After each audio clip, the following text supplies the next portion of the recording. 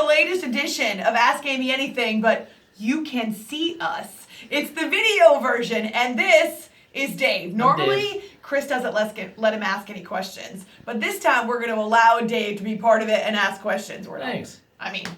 He's a part of the show as well. Anyway, we promised we would deliver, and here we are for your viewing pleasure. I'm not supposed to be seeing these questions. Keep them away from me, Dave. Okay. So, let's start with Ron. Wait, should I do the karate? No. Okay. I'm ready!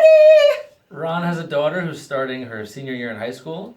Says she already knows she wants to major in sports communication in college. Do you have any advice for her? Oh gosh, well, sports communication is a large field. There are many possibilities. So I'd say most important, find your passion.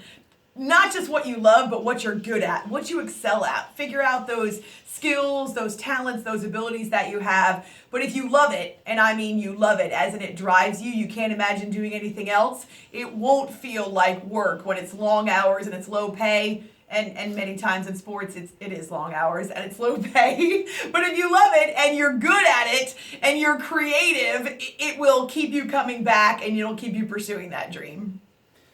Well, Brian has a more simple question. Oh, hi, Brian. You can only choose one for the rest of your life. Chocolate or peanut butter? Forever? For the rest of your life. You know that the world actually has a cocoa crisis, so at some point we are going to run out of chocolate. So I'm going to go with chocolate. All kinds of chocolate. Wait, all kinds of chocolate? I guess. Milk, dark, white, any kind of chocolate? Yeah, I love peanut butter, but I'm going to eat chocolate until it's gone. All right, move on to Vito. That was easy. Vito, yeah, it was. Vito wants to know, would you ever visit Canada for a CFL game? Wait, that's all one question? I would visit Canada again. I have been to Canada. I like Canada. It's our friends to the north. For a CFL game? You know what? I like new experiences. I jumped out of an airplane, so why not go to a CFL game? Fine, I'll do it. I'm not all that interested in the CFL, but I would do it just to make people happy. Right. I have 3 questions of my own. The first is... Oh no! Wait, are these easier? Harder? They're somewhere in the middle. We all know, anyone that knows you knows your favorite movie is Star Wars. Do you have a favorite movie? All of them? Wait, all of them. I guess you have one. I'm not sure which one, but if you can't count any of the Star Wars, what's your favorite movie? The Notebook. Oh my gosh, every single time I watch it, I cry. That's Producer Chris's favorite movie too. Producer Chris is right now behind the camera, which is why we're pointing at him. That's your favorite too? Maybe. Okay, interesting. The book is phenomenal. Of course, it's a Nicholas Sparks book, but the acting in it, so good. Rachel McAdams is amazing. Yeah, I mean, I know the story. We all know the story, but it's so well done and it's so interspersed that I can watch it every time it's on TV and still cry.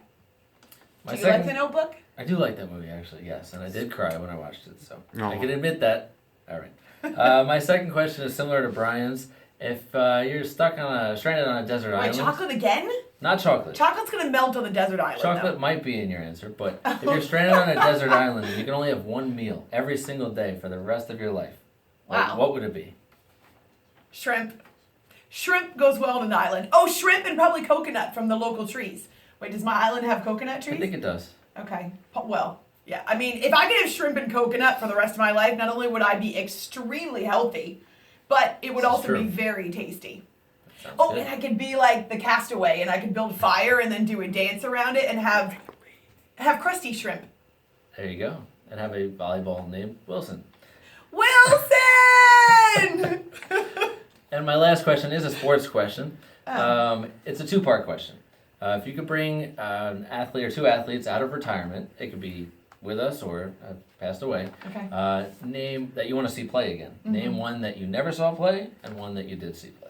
Well, Babe Ruth is my answer to the one that I never saw play. What you said, he could be dead or alive, right? Could be dead. I would love to have experienced the phenomenon that was Babe Ruth, not just because of everything he did on the baseball field, but that was pre-social media and what black and white cameras, right? And so could you imagine being part of that media crush around Babe Ruth? I would love to have seen him play and how he dominated the field and the mound. A player that I'd love to see come back.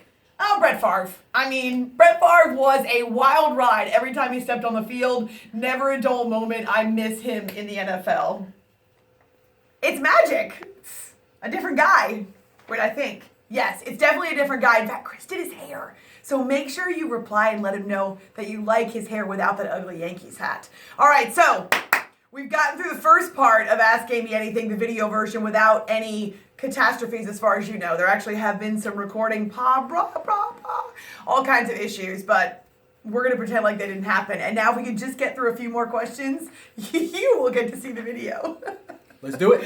Number one. It's not supposed to be this hard. What is a song to get you past the hump during your marathon training? What marathon training? Just kidding! I'm training for another one in October. And right now, the song, my go-to, is Carrie Underwood's Champion. You hear it on the show all the time because I love it. It gets me up that last hill. It's actually not a hump, it's a hill. The final half mile of my run when I'm doing long distance training into my neighborhood. And I'm always groaning, but that song really does inspire me and make me keep going, however slowly. Dave, cue it up. Number two, what's the most challenging and the most rewarding part of interviewing athletes?